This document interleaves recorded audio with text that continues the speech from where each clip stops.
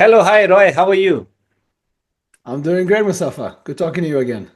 Pleasure to have you back after a whole year, I think.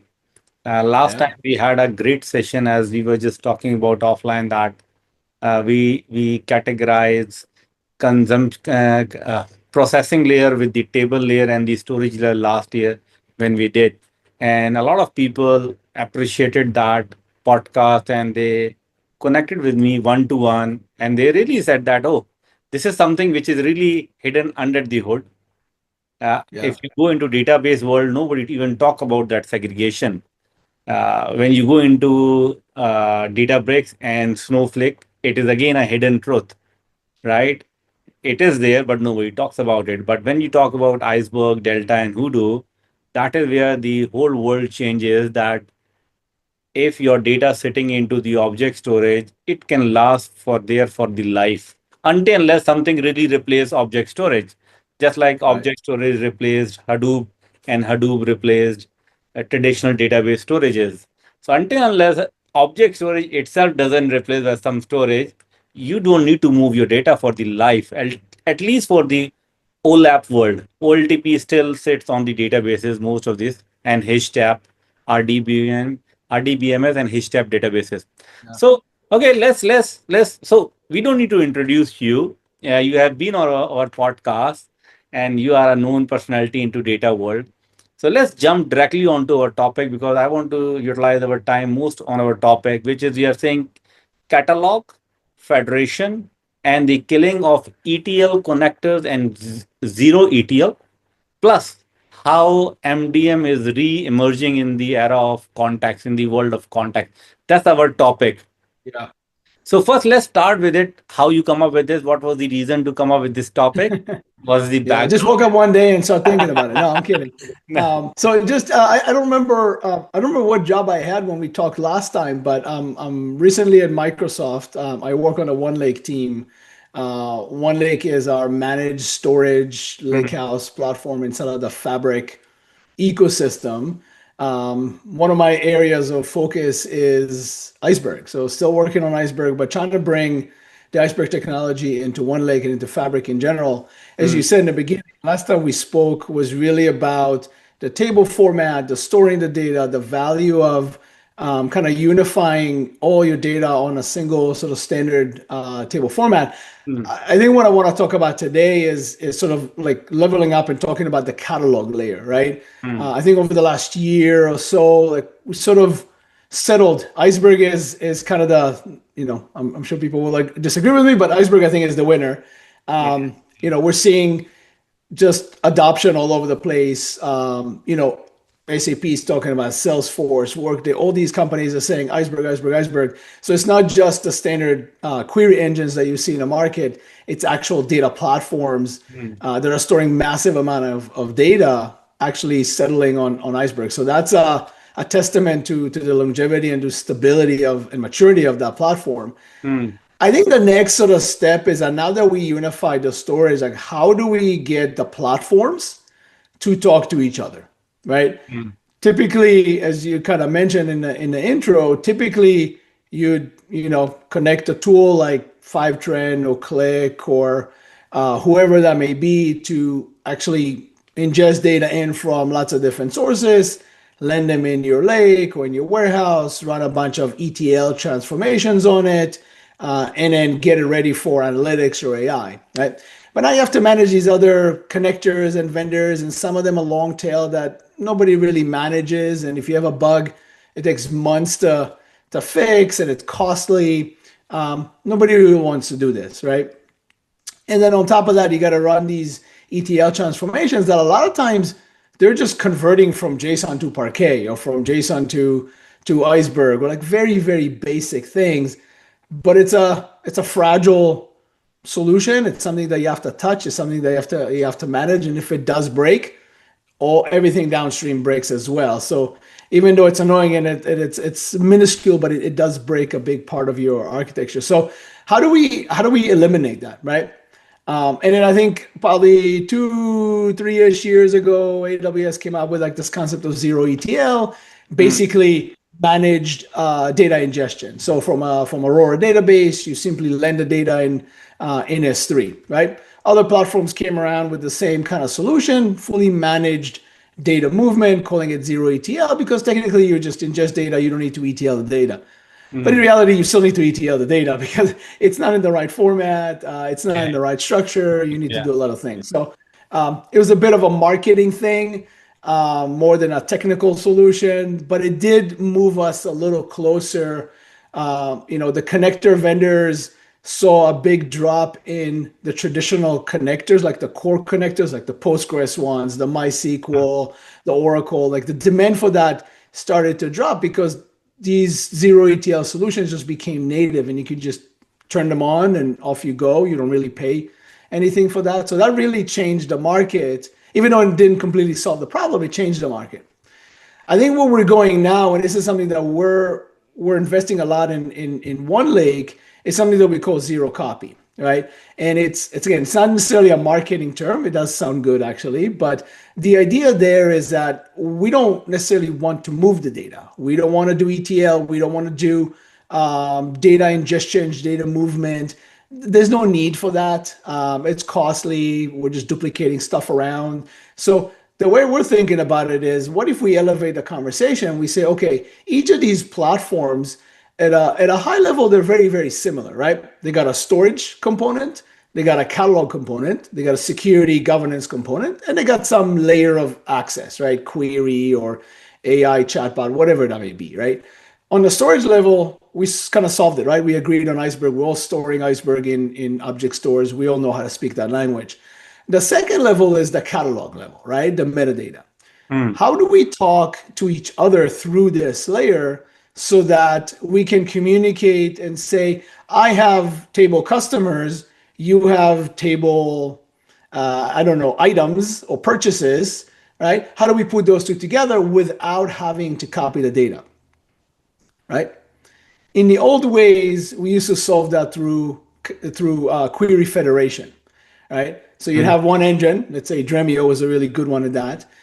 You say select star from database X table customers, join with database Y table purchases, and then we have that, right? So we didn't move the data, we didn't copy any data, we didn't ETL anything. It lived in its place, but now we did this federation thing, right? The query federation. But there's issues there because you still have to move the data. Yeah. The engine itself is the one that does the joining. There's some complexity there and cost, and you have to manage security across these two platforms.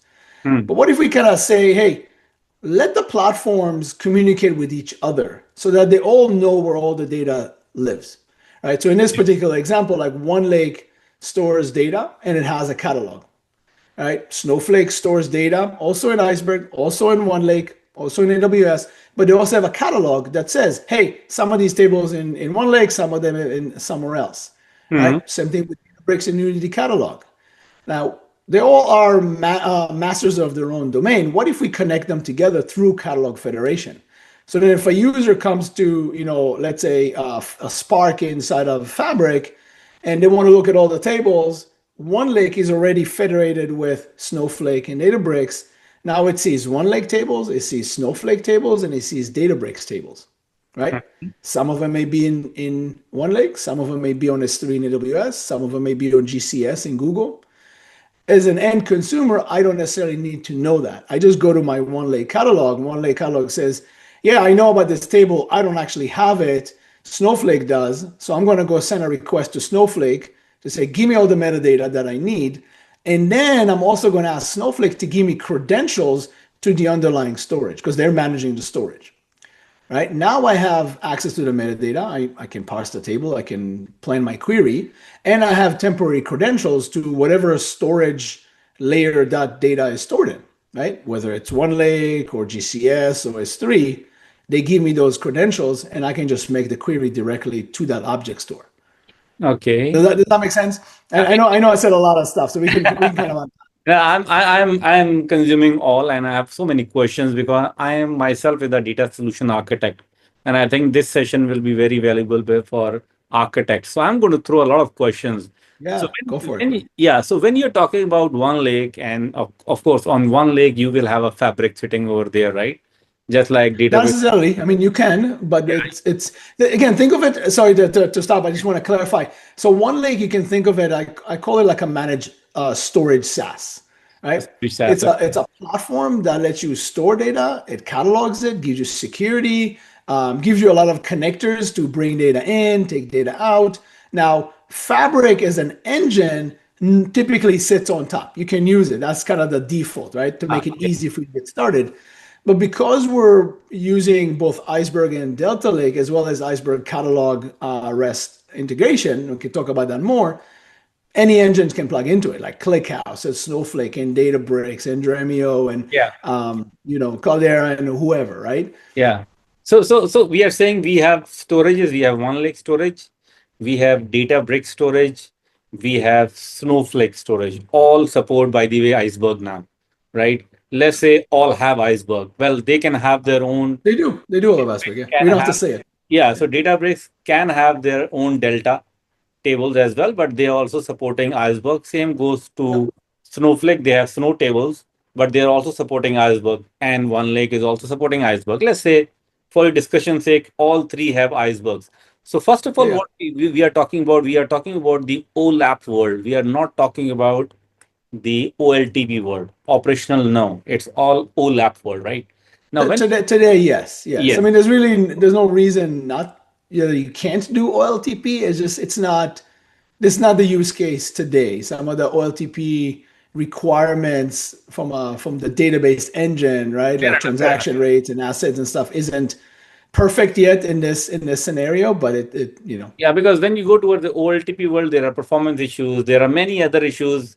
So that's why we segregated to I wouldn't call them issues. I would say that these are limitations of the limited. platform because it's designed for a certain use case versus the other, Yeah, right? fair enough. OLTP and OLAP are just simply different use cases. Yeah, different use cases. So when we talk about an OLAP world and we are talking about different data stores in an organization, so we are assuming the organization is not even a SME organization, is a huge organization Yeah. which may end up having multiple data warehouses, multiple data marts. Maybe they will have their own data vault. We are when you talk about the federated, we are talking about there will be just like referring mesh, right? Data mesh. So you will have different business zones, and everyone will be creating their own data products here and there. Now you need to manage it at one place. That is the scenario we are talking about, correct? Yeah.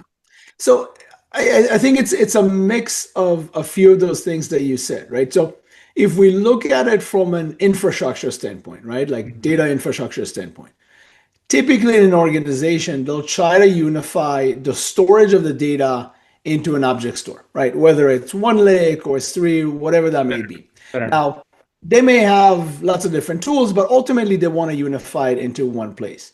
Now, the other objective is typically to also try to unify the catalog. So you're not managing the same data in multiple places because at that point you don't know who's the owner, right? Hmm.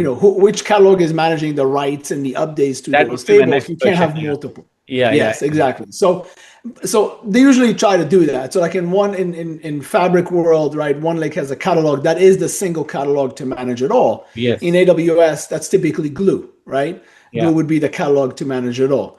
Um, but then you have a situation where you don't actually have that flexibility where you can unify the storage, but you can't unify the catalog because your internal users, some of them may use Snowflake, some of them may use Databricks, some of them may use Fabric. Each one of them come with their own catalog, and each one of them says, "Well, I'm the master," right? And you can't have three masters in the same place, Yes. right? So that's where the complexity comes in. Now, if we say, okay, you know what? We're not going to tell the company, hey, you cannot have Snowflake and Databricks and Fabric. That's their choice, right?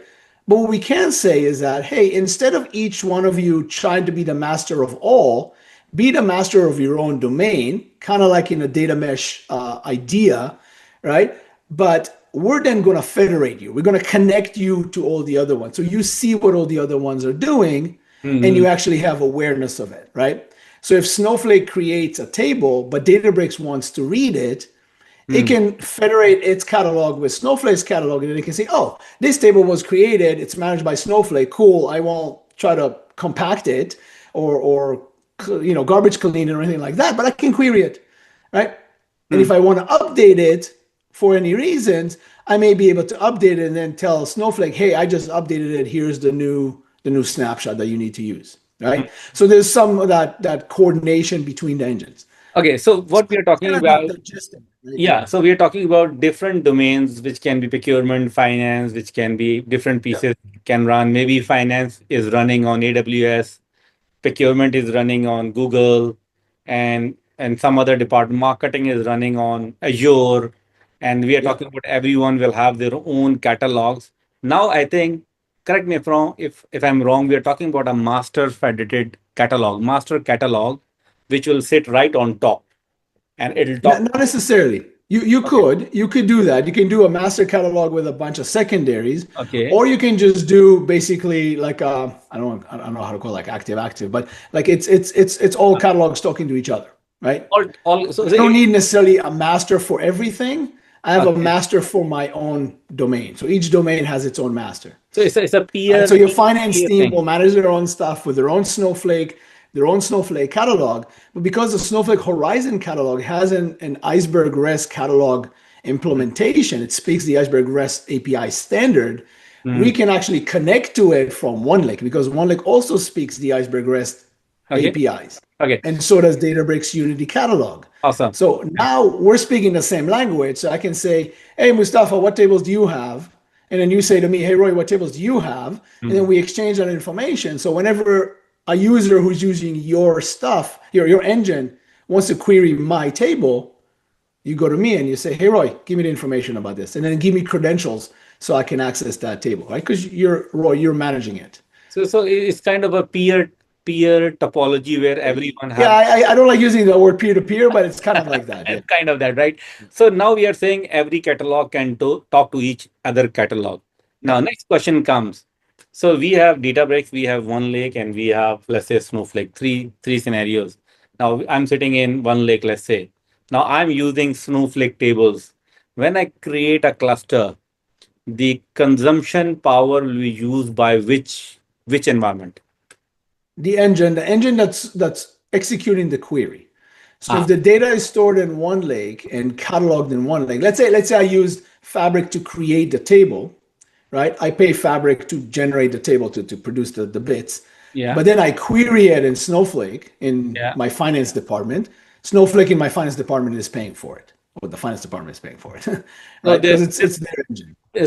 So they are paying for their storage or they are paying for the They're cluster paying for the compute. compute. Ah, Yeah. okay. Okay. I'm paying for the storage because I'm the one who's storing the data. I'm the one who's managing the data. Remember, Fabric is the one who wrote it, right? Roy is in the data engineering department. He's Mm. using Fabric Spark to write the data into OneLake storage. So Roy is paying for the Spark compute to generate the data Ah, and for storing the data. mhm. And then Mustafa is sitting in the marketing team, says, hey, I want to query this stuff and build a report, but I have my own Snowflake. So don't worry about Fabric. I have my own Snowflake. Your department is then paying for the Snowflake Okay. compute.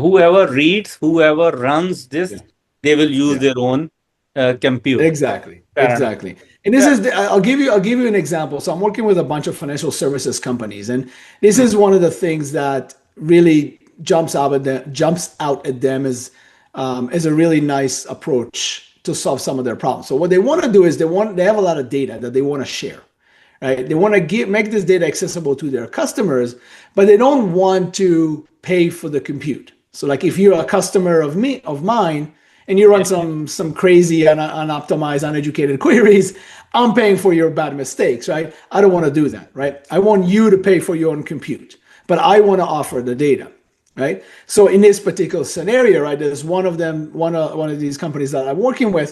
They actually have their data in Google because they're using BigQuery. That's how the data comes in. They're familiar with how to process the data in BigQuery, and then they write Iceberg tables into GCS. Right Mm. now, GCS is configured with, I think they call it now like the big. I don't think it's Big Table, but it's like Lakehouse Catalog or something. Google keep changing the names of their products.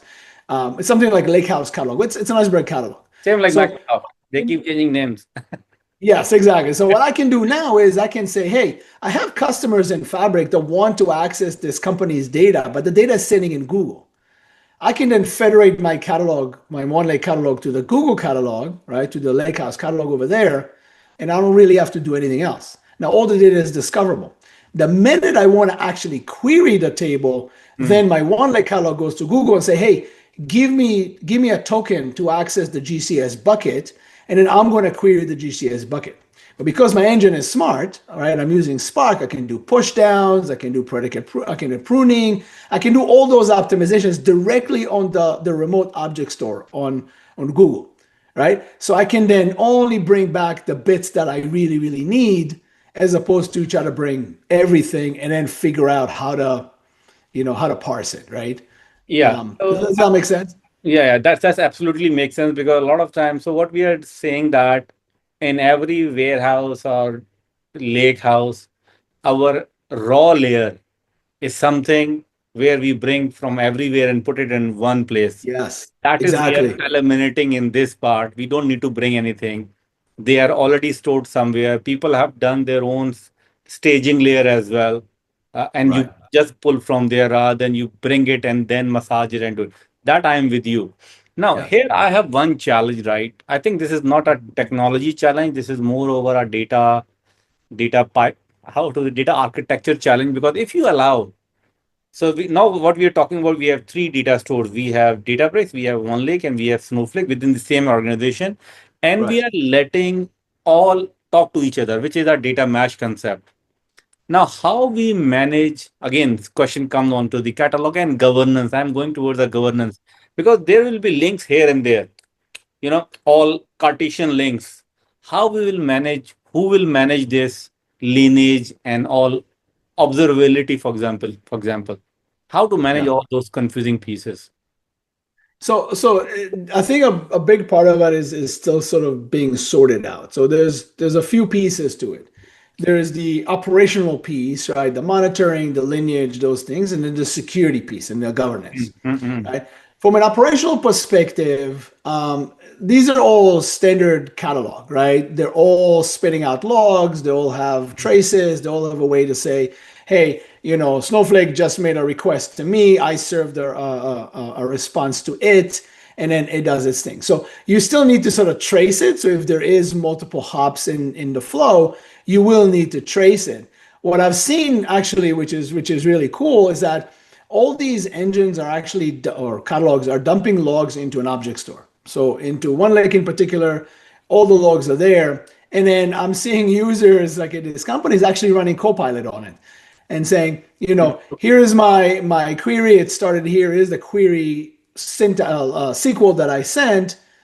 Figure out the lineage for this. And there's actually platforms now or tools now that are starting to build this as a service to say, I know you're going to be touching a lot of things throughout the query execution. Let me pull all the logs together and actually create a high level flow, right? So like Telmy, for example, is a company that can actually look at all these different components Mm. and basically pull out the full end-to-end lineage and tell you that you started here, you did this, and here is where you had a problem or an issue, or the data quality changed from this step to this step. So there's these tools now that are allowing you to do this, right? Mm. Um, and then you can always have like an ops tool that sits on top that collects traces. It's not a perfect solution, but there's platforms that are coming on Yeah. board now that are So, starting to do so, this. so, so you mean to say that we are talking about catalog federation, and there is still need of a universal, just like Data Galaxy is one of a tool. No? It's a metadata management tool. You need a tool which can have metadata of all these three environments for the lineage purpose, because end of the day you need to know where the data is coming and where it is going, right? So I don't know if I'd call it a metadata tool. So there's an ops tool, there's an operations tool, like Okay. monitoring and logging that I want to be able Yeah. to troubleshoot when things break, right? Yeah. You can put like a super catalog on top of that, right? Like Data Hub or Telmy Something like or some of those tools put on top, and then you have a single view of everything. But Yes. if you kind of go back to what I said before, when you federate these catalogs, Mm, each catalog has the full view of everything, right? So mm. if you in the marketing department, you only use Snowflake for your job, you You have don't need to go all to a super other catalog to see platforms. what's in Databricks because Snowflake's already reflecting it because it's connected to it, Mm, right? mm. So you already have everything there. Now, if there's additional information like the health of the table or what Power BI dashboards are connected to it or how many people used it, those kind of businessy information, that's typically not in these individual system catalogs. So you will need a higher level catalog to provide that, right? And I've seen that in enterprises that Yeah. they bring that to the table, and that makes sense to them. It doesn't make sense in all cases, but you can absolutely do that, right? Yeah. And So, again, through the Iceberg REST catalog integration, for mm, them, it's super easy. It's one interface that they have to build. They don't have to be custom integration with everybody, yeah, yeah. right? So one more challenge or a feature I would like to discuss, because when I was in my last job, we had Databricks and we were going towards one lake. At Yep. that time, the practical one use case came towards us because we were using Azure. We were managing access at the RBAC level, folder level, storage level, as well as at a Databricks catalog level. Now, when Yep. we were going towards one lake, the migration of storage level privacy parameters were not migratable to one lake. Because, for example, you are having a customer product use case. Customer is sitting into one lake, product is sitting into Snowflake, and they have set up their permissions at a storage level. How Yep. this use case, I hope I'm able to put Yeah.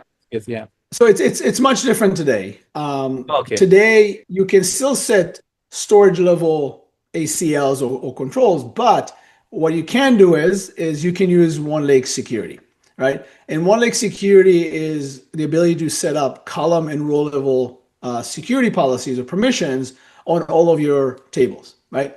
Okay. So instead of configuring your permissions at the storage level, now you configure it at the catalog level with column level, row level security policies that are then applied consistently across all the Fabric engines. So as the Fabric engines come and query the data, whether it's Spark or Warehouse or Event House or data agents, they all honor the same one lake security policies, Mm. right? So you define a column row level security, it gets applied consistently across any Fabric engine that you use. Yeah. That's how it is in One Lake today. So that works really So, well. The stuff is in GA. yeah. So now we are restricting user not to hit storage layer at all. The first Correct. layer to hit has to be Iceberg, which will be Yeah, I managed. mean Iceberg or Delta, because One Lake supports both Iceberg and Delta, and it has a virtualization layer so that we keep converting between the two. Yeah. Yeah. But yeah, it Actually, works equally. yeah, yeah. Actually, I was coming towards virtualization layer as well, because virtualization layer in past was the one. Let's talk about Teradata. Teradata is very much on virtualization. They also don't allow people to go into their storage layer or table layer. So when we have those virtualization layer, right, which were mostly views, right, and we used to manage access at that level, are we saying that that was a non-sophisticated way? This is the same way, but very sophisticated, and we are calling as a catalog. So not exactly. So I think we're talking about virtualization. There's different kinds. Mhm. We're using the same word to describe different things. What I was referring to as virtualization, you can think of it as format interoperability, Okay. right? Instead of telling the customer you must only use one format, we're saying, look, Delta and Iceberg are the two big solutions out there. Azure Databricks is a really, really big service inside of Microsoft. Lots of customers use it. Lots of customers use OneLake with Databricks. Let them store Delta, right? They can store Iceberg too, but let them store data. We'll just convert the formats.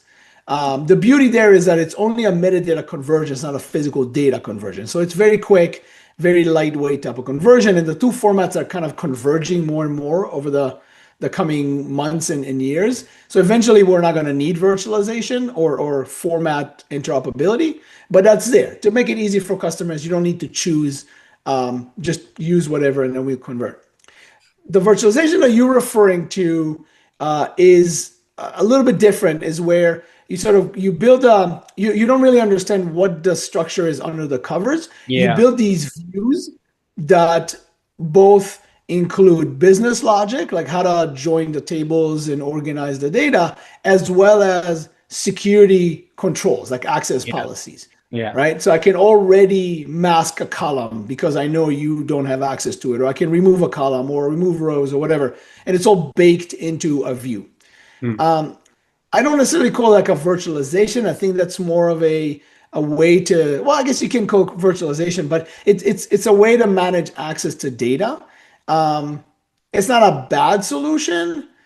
There's some complexities that come along with it that you have to consider. Some solutions, that's how they do it. They build a view, they Yeah. apply, they pre-bake the policies. So if, the policy, the column level security is you can only see column 1, 2, and 7. When you build the view, you remove the other columns, you only include 1, 2, and And even 7. if you need to change something underneath, you don't have to change your front end application because that is hitting to the view. That's right. Yeah, they're That's right. You all just in. you just Yeah. change the view. Yes, Yeah. you Yeah. just change the view there. Yeah. Okay. So yeah, that's possible. Catalogs today have a way to do it. There's no necessarily a standard definition that says you must do it this way. Hmm. You can do it that way if you choose. Now, the other option is to say, this is kind of where the iceberg community is heading. When you request a table, right, load table or get table API, you may get back a policy and say, here's the metadata for this table. Here's a policy that you as the engine must apply, right? Column level, row level policy definition, predicates, etc. As well as here's a temporary token to get access to the physical data, right? That's Yeah. the other restriction that comes in, that if you don't have any access, maybe you can list tables, you can get tables, but you can't query tables, Hmm. Hmm. right? So you can see the metadata, but you can't do a select star on a table. Yeah. That comes in from a second sort of implementation of security, where now I have these credential vending APIs that says, hey, give me temporary credentials to the underlying storage. I don't have to manage the storage permissions. That catalog is managing for me based on the policies that the user has and what they're allowed to do. Okay. Does that make That sense? Yeah, makes sense. That popped up one more question. I wanted to go towards Yeah. MDM, but one more question came in. So when you're managing this access at a catalog level, for example, at a catalog, you have an access that Mustafa can see his own data only from a GL table. GL table normally is a huge table, right? So you're Yeah. managing at a catalog. Now, when you hit a query will go at a storage layer. At storage layer, GL file has everything. Are we saying that everything will come into memory and then Yeah. Mustafa table will be filtered, or it will be filtered at down there? Yeah, so now you're getting into another really interesting area, and we can spend a lot of time talking about this. Um, you can you can look at this problem in this one way, right? So there are trusted engines and there are untrusted engines, right? The trusted engines are the Snowflakes, the Fabric, the Databricks of the world, where I can trust that they're going to do the right thing with my data. They're not going to allow the end user to hack them so they can exfiltrate data, right? So with these trusted engines, I can simply say, here's a token to access the data. You have access to all the files, everything. Okay. And I'm going to give you a policy that says this is how you should filter the data based on what Mustafa is allowed to see. But because I trust the engine, they're able to take all the data, put the filters on top of it, and only return back to you the rows, the columns that you're allowed to see. So they're applying the security policies, right? So it means when I'm pulling, there's a, let's say, 100 million rows over there. My rows are only 100. When Yep. I go and hit the snowflake, first it'll pull all 100 million rows. But my engine will consume 100 million or it'll only consume 100 rows. So you can push down to storage so much. You Okay. cannot push down everything. Everything. So Yes. let's say you have 100 million rows. You push down some predicates. You came back with a million rows, right? Yeah. You still need a million rows. But what I'm talking about is from a security perspective, you're only allowed to see rows with the customer ID of one. So Yep. yes, there's 100 million rows, but you can only see a million rows because those are the ones who have customer ID equals to one. Mm. But the challenge here is that Snowflake still has to go through 100 million rows to Yeah, that's figure what I'm out saying. which one is customer ID one. Now, from a security perspective, because it's a trusted engine, they're allowed to see all 100 million rows. Yeah, that's Now, fine for they're going me. to be smart. They're going to be smart. They're going to use the manifest information and statistics and say like, I don't need to touch all those 100 million rows files. I can just pick these specific files because I know majority of them will include the stuff the rows that I need. That's a query optimization. They all do that today. Mm. But what I'm saying from an access control security perspective, they still have access to all the data. You don't Yeah, restrict them yeah, to the yeah, data, right? They're responsible to take all the data, whatever they decide, and then remove the rows that the access policy denied access to, and only return the rows that the access policies allowed you to see, yeah. right? And Because they're that, trusted. yeah, and that consumption cost will comes to me, or it'll go to them Correct. No, to you as the reader. as the reader. Okay, fair enough, fair enough. Yes. Okay, awesome. Now, Yeah.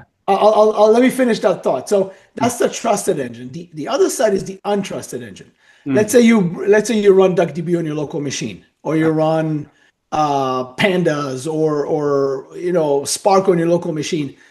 Technically speaking, if you knew what you were doing, you can actually hack it and exfiltrate data that you don't have, right? Yeah, So if yeah. I apply the same trusted model to an untrusted engine, I say, hey, DuckDB, go ahead and you have access to all the data. Please do the right thing by applying the policy and only returning to the user the rows they're allowed to see. Assuming that the engine isn't hacked and that you're reading the memory and sucking all the data and saying, yeah, I bypassed the policy, right? Mm. So to solve that problem, Iceberg in particular has this concept of server-side planning. So a big part of a query is the first step is you do I'm going to break it up a bit, but the first step is you do kind of like the logical planning where you say, this is what my SQL looks like. Let me break it up into like a syntax tree that I can understand. Look Mhm. up the catalog, fill in the details. Column user is ID one, column address is a type string, ID column two, blah, blah, blah, blah. I kind of fill the details, right? Mhm. Then after all that, there's some optimizations and stuff, but you generate a plan. You say, here's the files that I need to go physically read in order to serve this query. Now, with typically that happens on the engine itself. So like the DuckDBs, the Spark, the Snowflakes. In a world where the engine is untrusted, I don't know that you didn't hack it or break it somehow. I can't trust that this planning phase is actually going to work properly and that you're not going to just go read whatever file you want because you have control over it. So what I'm doing is I'm going to take that planning phase and I'm going to move it to the catalog Mm. server side. So now when DuckDB says, I want access to that table, it goes to the catalog and say, hey, give me access to this table. Catalog comes back and says, hold on a minute. I don't trust you. So what I'm going to do is I'm going to look at the table. I'm going to apply the security policies and I'm going to generate a temporary table that only holds the files that are serving that restricted query, right? The result of that security filter. Mm. Then I'm going to return back a set of file URLs to DuckDB and it says, here's what you need, right? These are the only Mm. ones you have access to, Mm. right? So at that point, I created a second table in a different location with only files that are holding the rows that the user is allowed to see. So even if the engine is hacked or there's exfiltration happening, it doesn't matter. They can only see what I gave them. They can't see the entire thing, Mm. Mm. right? Fair And that's enough. kind of how we're thinking today about solving the untrusted engine problem. So you can bring whatever engine you want, but we can still apply enterprise grade, column row level security masking to the data without, risking data exfiltration or anything like that. Fair enough. So Fair enough. I think there's a lot of stuff there, but that's great. It's always lovely to talk to technical people. We are already 40 minutes on top. We have yeah, yeah. around 15 odd minutes, 16 odd minutes. Let's jump on. Sorry, I want to say one more thing because I've been holding it. I want to blow your mind a little bit. So everything we talked about catalog federation, we talked about Snowflakes and Fabric and Databricks. These are all data platforms.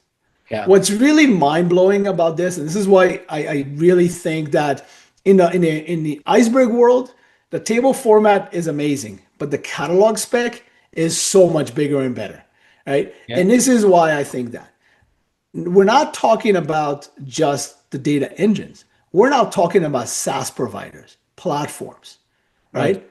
Salesforce committed to Iceberg with the Iceberg REST catalog. ServiceNow, Workday, SAP, right? SAP now acquired Dremio, right? So Dremio is an Iceberg compatible engine. They're based on Apache Polaris. Um, Now extend this into industries, right? Companies that are like Aviva and Cognite and all the other ones that are in the industries and like manufacturing on the factory floors in oil and gas and energy, all of them, they're data platforms too. They're just not the modern ones like we know, like Databricks and Snowflake, but they're amazing data platforms that have been around for a very long time. They store data like everybody else does. They have a catalog that everybody else does. They have RBAC like everybody else. They have a query engine.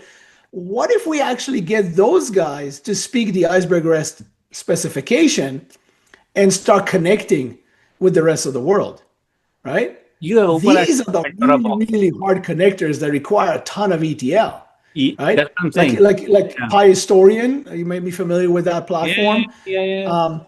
I don't need connectors to that anymore. I just connect to that, to that engine like Aviva or Cognite, and I say, connect to me through Iceberg REST, and that's it.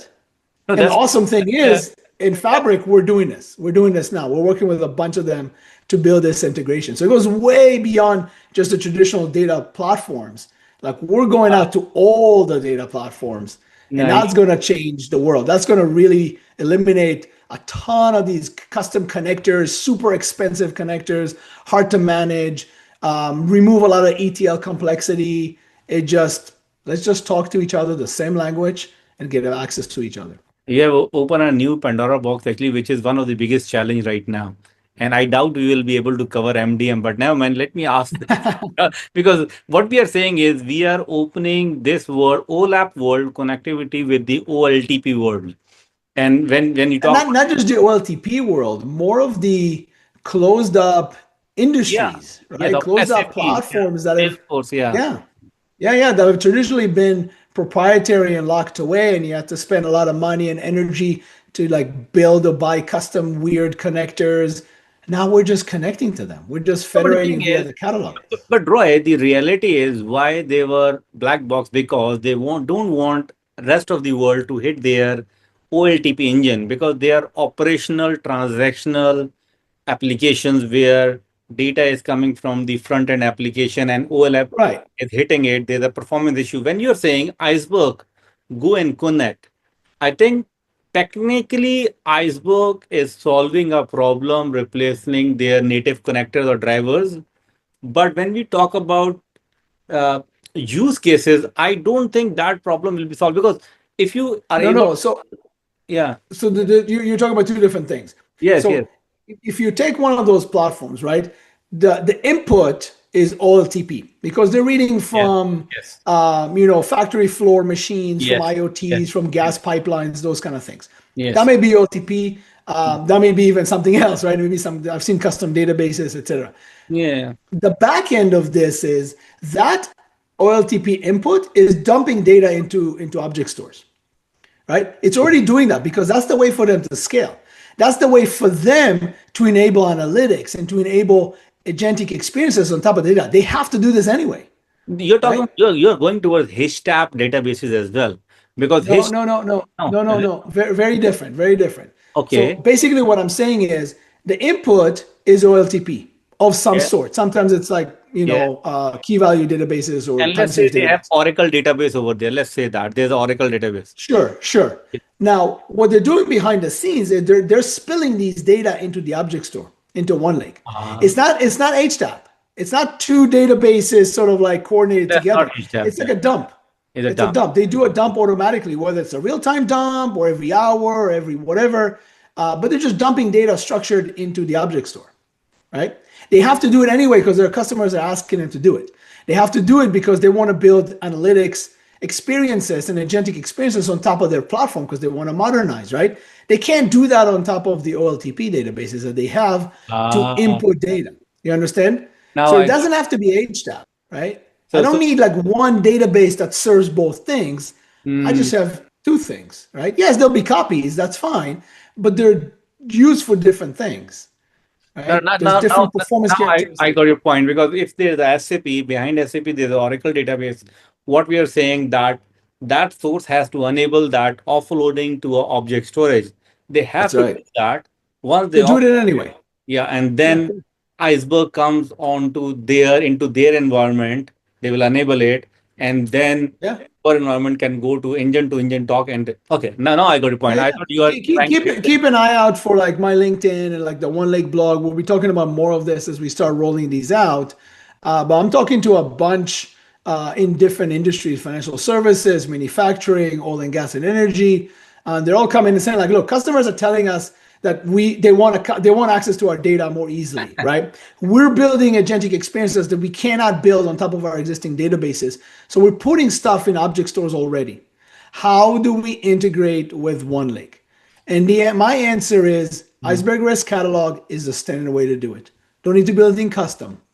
It means we are going to get rid of APIs as well because API used to go and talk to OLTP applications. If you are dumping there, you don't need Um, APIs anymore because for your applications, you still need to yes, go you talk to still the need it. Yes, database. yes, But for data sharing, yeah, that's what I'm saying. right? You Yeah, no longer need that. And you no longer need connectors or ETL pipelines.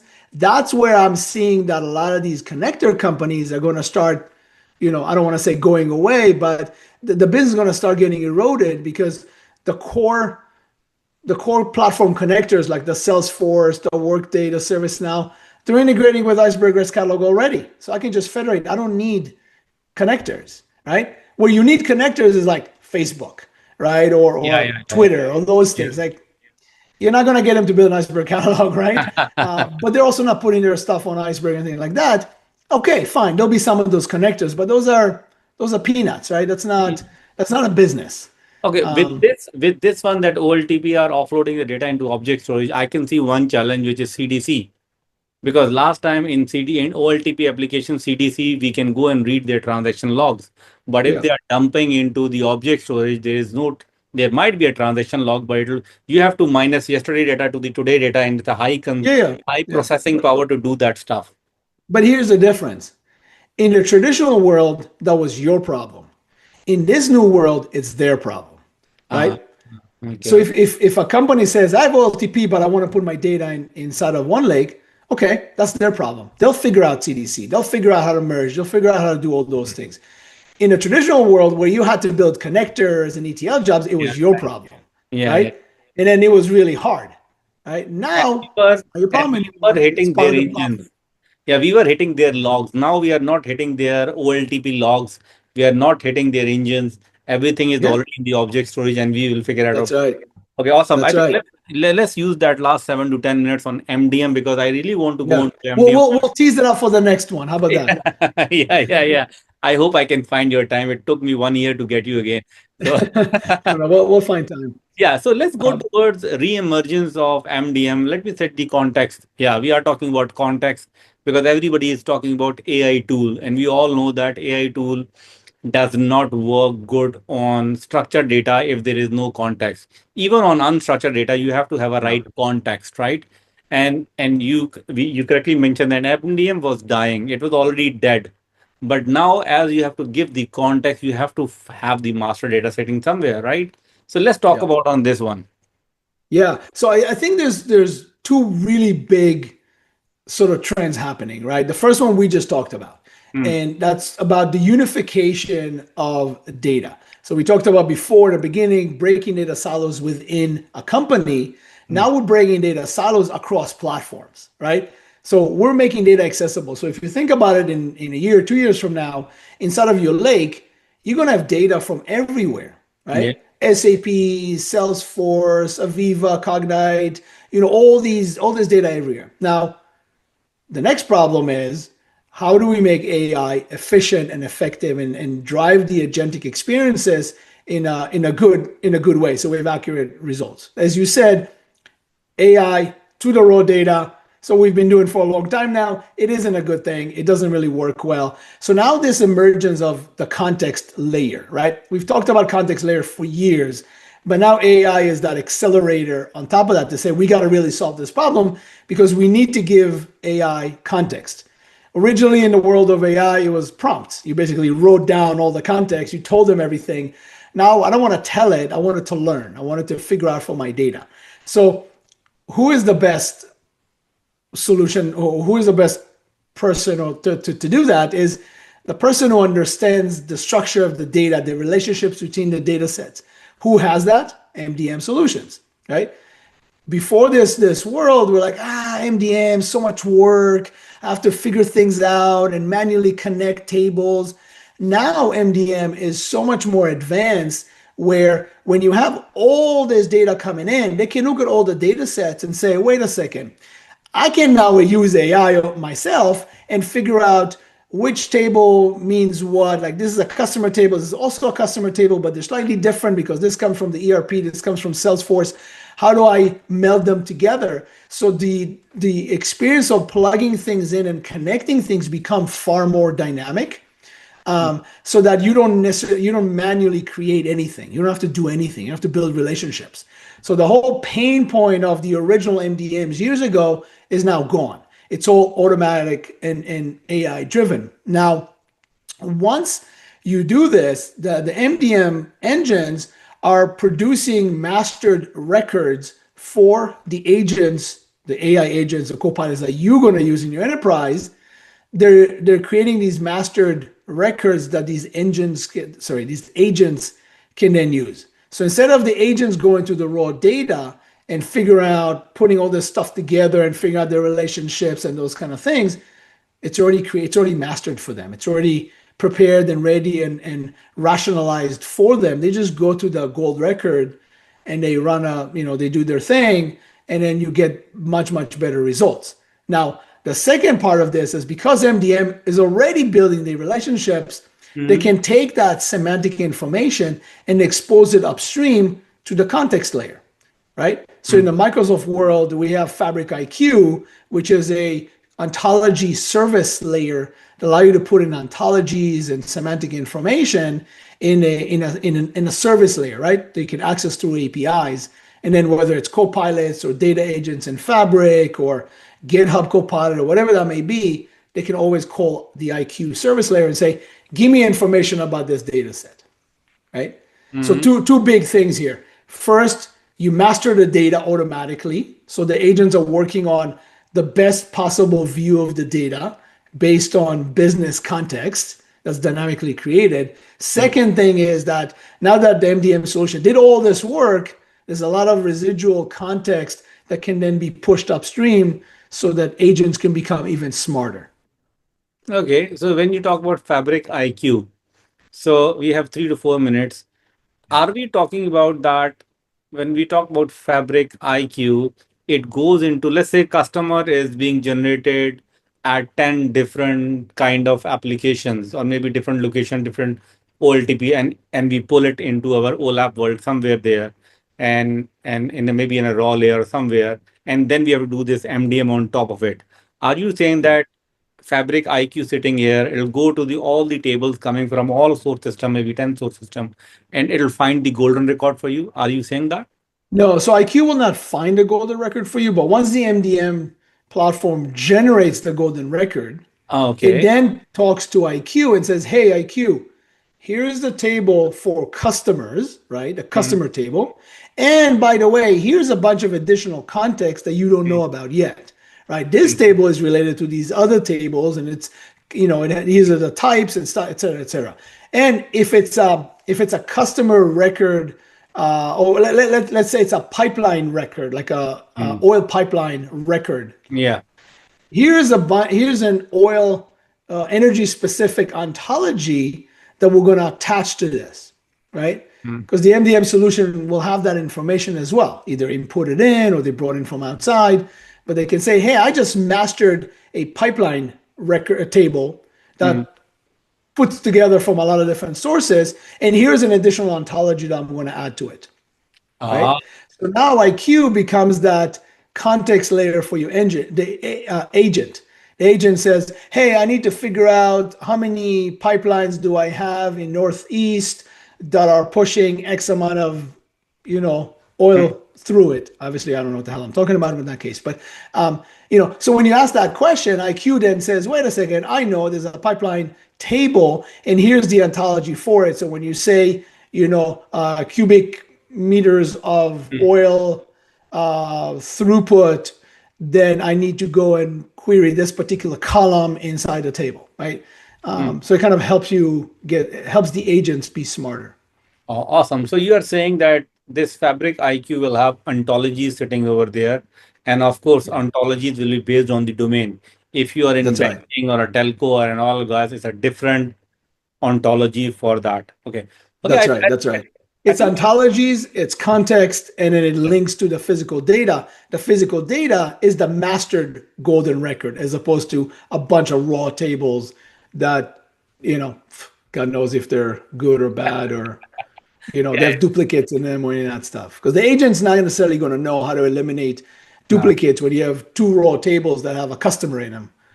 Yeah. I believe there has to be a agent for MDM, this kind of stuff, because how I feel it, rather than having a out of the box MDM solution, which is millions of dollar solution, we can, I feel, for every table which is coming in, we might X, Y, Z way, we should create some context out of that table. Yeah. Maybe one, give that one table to an LLM and say, hey, go through all the rows and tell me what this table is all about, what data is sitting inside. Along with that, give the table name, what is the table name, why is this table name, column descriptions need to be there, Yeah. everything. Yeah. Technical metadata need to be there, and then ask LLM, hey, go inside this table and find out the whole context, what is sitting there. Context means, hey, this table contains pipelines for this region of Malaysia, and for these all this it brings as Yeah. a context, one text format, unstructured format, and then give it this to up there to, Right. you talk about Fabric IQ, which will pick up things from it and attach it with its own ontology. Okay, I understand that. Yeah. So the modern MDM platforms right now, they're doing exactly what you just said. Oh, Right? So great. Prophecy, Clueden, Stebo System, Contexa, they're all doing exactly what you just said. They're looking at all the data coming in actively. Hey, let me extract entities and semantic information Yeah. out of them. Yeah. Let me figure out relationships, dynamically do that. Right. And as they do that, they start building their relationships, they generate the golden records out of it. Right. So Yes. all that Once stuff you have becomes everything, much yeah, more dynamic. yeah. Once you have Yeah. this And context they're for all, using agents. Yeah, they're they have using. their own AI agents to do this. So you don't Oh, have to manually do anything. awesome. So it means I'm on the right track. I'm updated Yeah, on yeah, yeah, that. yeah. And there's a lot more here. Honestly, like stay tuned for the in the next 5 to 6 months. We're going to be talking a lot about this stuff with some of the partners and what we're doing in One Lake and in Fabric because I'm seeing this, like really exploding with a lot of our customers who are really trying to get really good experience with agents and have consistency and accuracy with the results that the agents are giving. And when we do this in a manual way, like, okay, let's take an example, let's master the data and allow the agents to work off of that versus, the raw data, we're seeing like significant better results. So now that we see that, we're like, okay, how do we make it bigger? How do we take it to the next level so we can make it available for everybody? Absolutely. I personally feel next 18 months to 24 months is so key, like Yeah, of 2020, maybe 28, right? That will be a massive shift of the way we consume data, we present data, we transform. Is everything is going to right. change? Because right now nobody is trusting agents. Well, agents are not mature. It'll take Yeah. 18 to 20, 24 months to mature. Yeah. Once that is done, I think there will be a massive change. I hope our jobs will still be safe. I'm sure there Yeah, will yeah, be it things. will be. It will be. Okay. Look, we're in a diaper phase of AI, right? Back Yeah. in the 70s and 80s when the internet was, starting to roll out, people complained it would be it's nothing, Yeah, it's not yeah. going to stay around, right? But give it the benefit of a doubt, it's going to get there. But I think from a data profession standpoint, it's another user, right? Like Yeah. you used to have the business users who want dashboards. You used to have the analytics engineers or data scientists who want to raw data for for training and stuff. Agents are just another user, right? Yes. They're much more sophisticated. They're much faster. There's many, many, many more of them. Uh, but the platform still is there. Like you still need to serve data. You still need to pull data from places. Yeah, MCP is breaking some of those traditions, but again, MCP is not the answer to everything. Yeah. So like data engineers will have a job. They just have to adjust to this very hectic and very demanding user called the agent, the AI agent. But the platforms, honestly, I think the platforms are going to be more exciting because now we're talking about massive scale, amounts of data, the speed and latency that you need to respond in. Like real time platforms are going to take over in the next few years. And I've been saying this for a while, and I'm seeing the growth, but I'm seeing now more and more. Like I think at FabCon, like the Fabric conference that we had in Atlanta back in March, we said that RTI. 60% of the 31,000 customers on Fabric are using RTI, which is real-time intelligence. That's our streaming service. And we're seeing that grow very, very fast is because the demand for real time, driven a lot by AI. Yeah. So it's happening. It's happening, and it's only gonna accelerate. Yeah, I think more jobs will be coming into business analysts and that stewardship at that level who need to understand what how AI runs. So okay, I think we are already on top of 60 minutes. And Yeah, yeah. We talked a lot about again, stuff. yeah, Yeah, I have to respect your time. We book you for I one appreciate hour. it. Now, So Mustafa, thank you so much. This is fun. Yeah, absolutely. I'm hopeful, and thank you for the time again. If you want to dive deeper into any of these areas or keep exploring the wider range of yeah, trends and changes that are happening in the market, happy to come back. yeah, maybe in next 2 3 quarters when we connect again, world will Of be course. changed a lot. We might be talking about only agents, how agents has done this thing Yeah, in yeah, yeah. No, it's 1 year. moving fast. It's moving fast. So Awesome. this Thank you, this is the Roy. fun part about this job. Yeah. Thank you, Roy. Have a nice weekend. I think it's a start day for you Friday. My day Yeah, is yeah. already done. So have a good weekend. Mustafa, thank you so much for your time and for your Pleasure. audience. I appreciate it, and looking Thank you. forward to talking soon. Take care. Take care. Have fun. Bye bye.